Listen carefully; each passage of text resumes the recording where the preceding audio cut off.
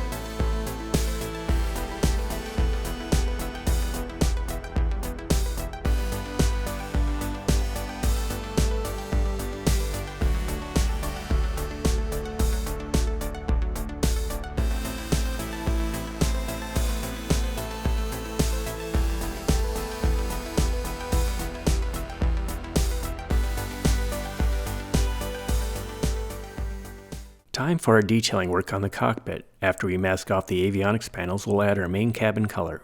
As usual, we'll highlight the instrumentation of the switches, buttons, and displays by using the appropriate size and shape sanding sticks, files, and a hobby knife to scrape away the black coat of paint.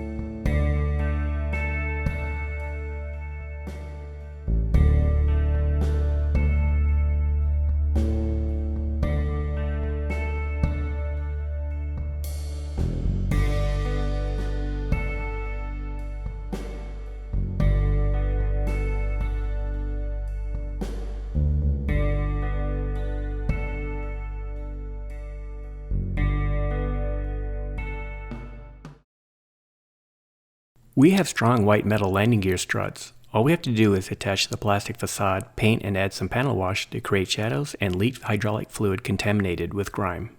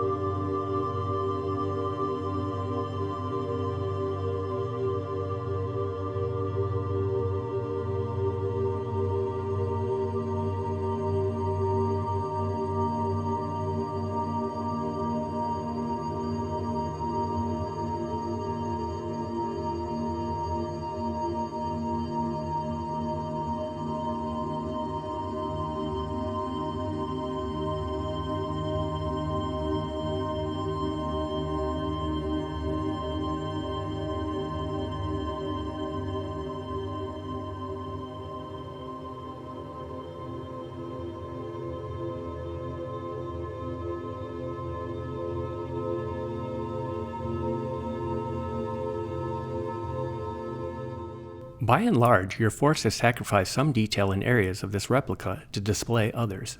A hard choice was to close the nose radome and cover up this radar package, but some detail was added for some secret fun.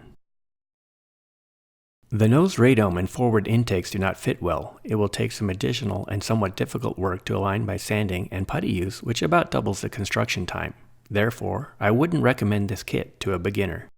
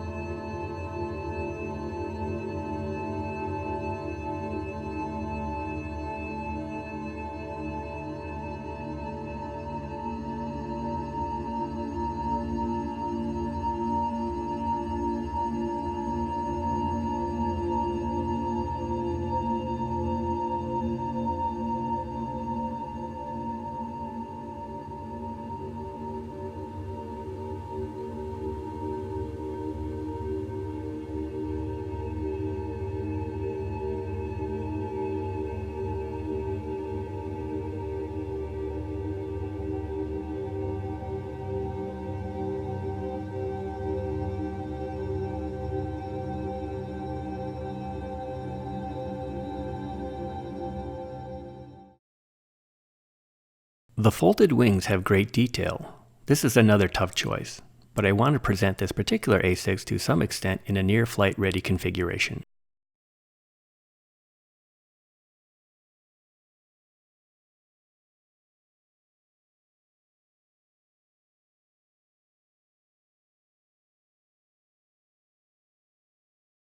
With the wings extended, we are now given the opportunity to extend both the leading edge and trailing edge flaps, which will make for a more interesting display overall. Let's seal up this bird to protect from overspray and start our initial foundation of the painting and detailing of this intruder.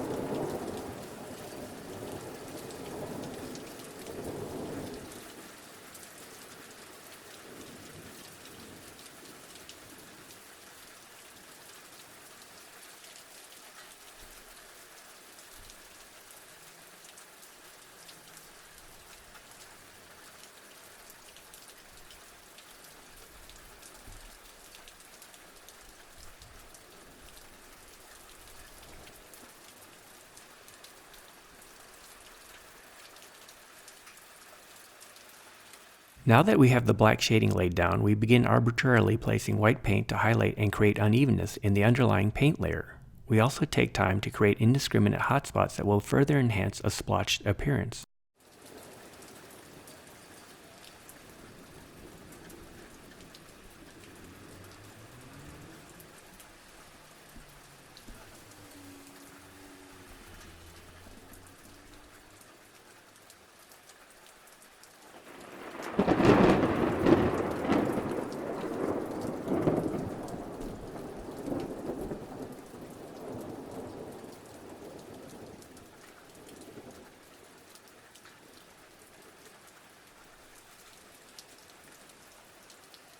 In the final broad paint step, we slowly add the gray.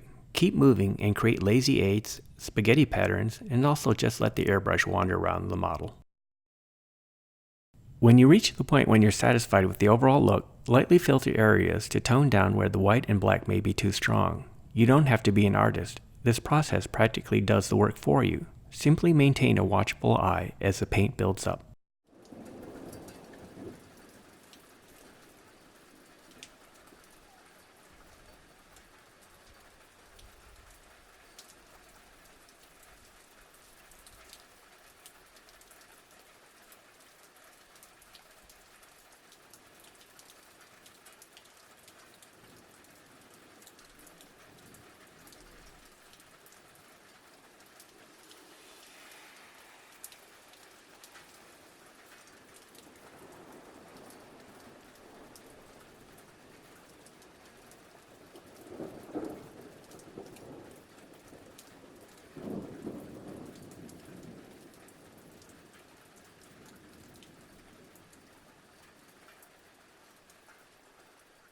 The masking around the cockpit is not holding up well, so we take a moment to mask off the canopy ahead of schedule, temporarily white gluing them to the cockpit, and use them as overspray shields.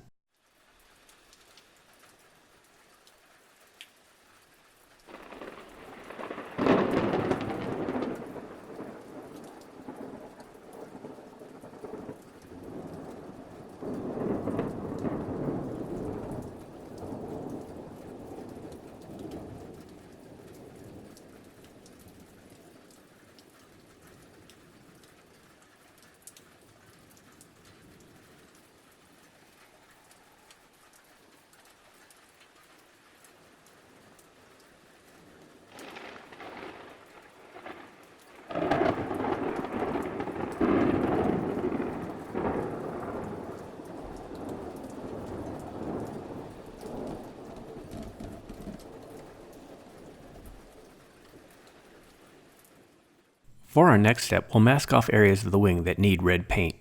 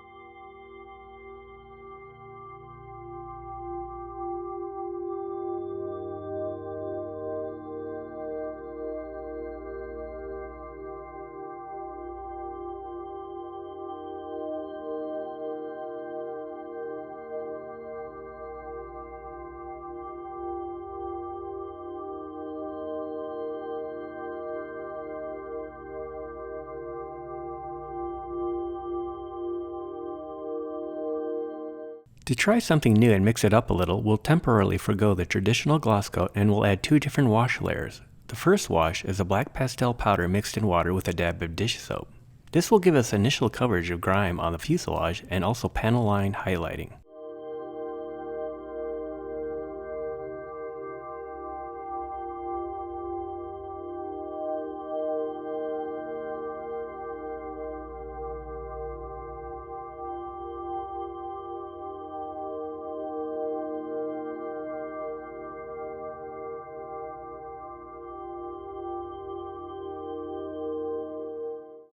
Next, we employ the ready-to-use Tamiya panel line wash.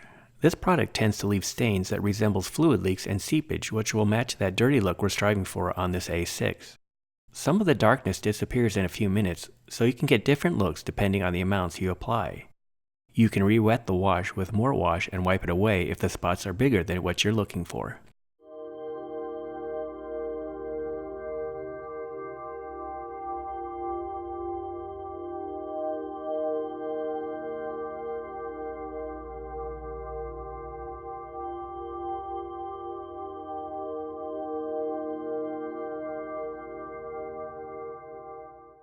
After the weathering has dried, we add a light layer of gloss coat to improve the decal adhesion phase.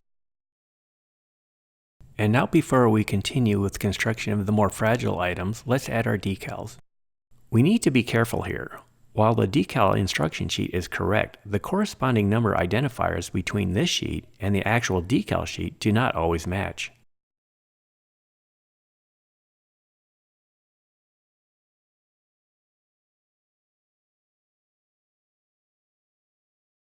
The decals went on nicely. Here is a progress shot. Now that all our insignia is on, let's put on the delicate parts.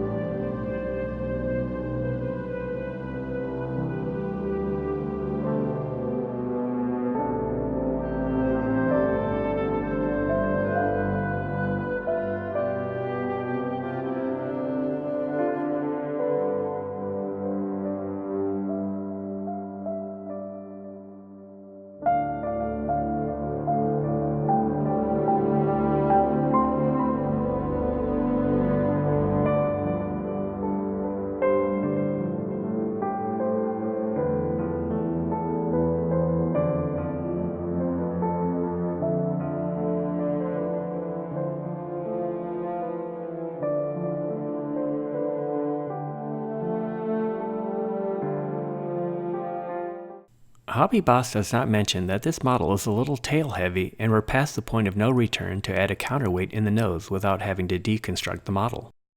Luckily, we have space to add some metal hardware under the aft canopy to compensate and move the center of gravity forward a little bit. The front windscreen and air refuel probe needed alignment work before the dull coating stage of the model could be performed in this case, so we safeguard the glass with some masking tape for now.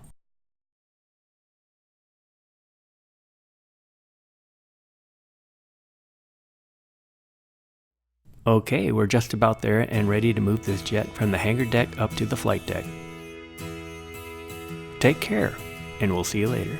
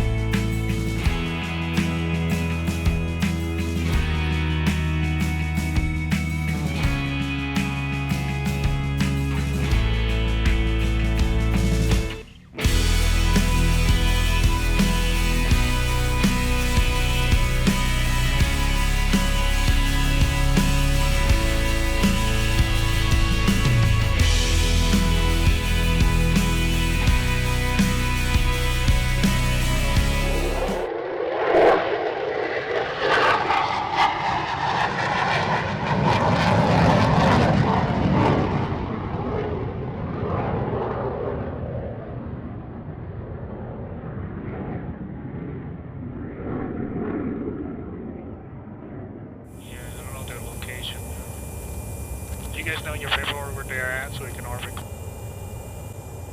It is 3,000 and 5 Golf Mike. Actually, amend altitude, descend and maintain 1,000. Army 72010, descend and maintain 2,000. I got you loud and clear. In this zone, got 23 seconds deep. Wait. Needs that, not center. How about now? Easy right turn.